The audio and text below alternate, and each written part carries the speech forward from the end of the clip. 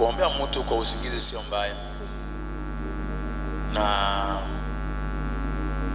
kuona Pastor Gila kana kuongelesha mnaketi mnaongea pia sio mbaya. Nimesha kuona mara nyingi. Kuona Uhuru Kenyatta the former president anakuongelesha mnatembea pamoja si mbaya. Kuona yule mwana siasa mkubwa Kisii mnaongea naye mnatembea pamoja si mbaya.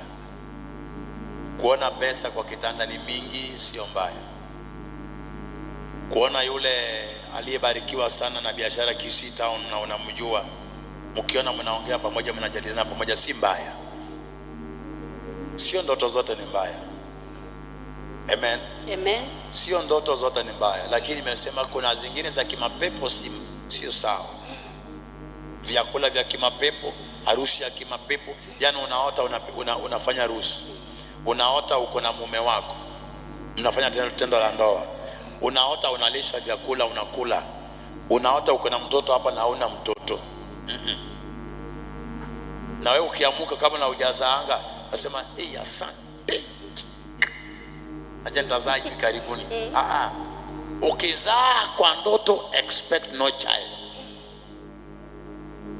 Ukishiba kwa ndoto expect no food to your stomach.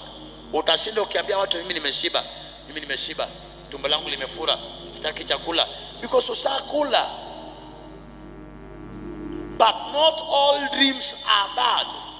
Some dreams are good. But what you must know, ujumbe iko kwa ndoto. Ujumbe nzuri ama ujumbe mbaya. Muhimu sana uelewe ni umeota nini. Ukiota umeumwa na nyoka ni magonjwa kesho tena sana. Ile ambayo nakuweka unalala chini sio magonjwa tu. Ukiota nyoka inakuuma, si lazima usikie miguu yako inakuuma, lakini mwili yote iko na udhaifu, the whole body.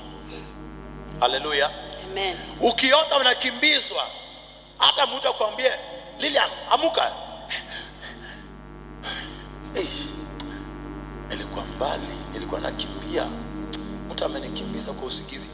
Ukiona unakimbizwa na paka na panya na nyoka na mamba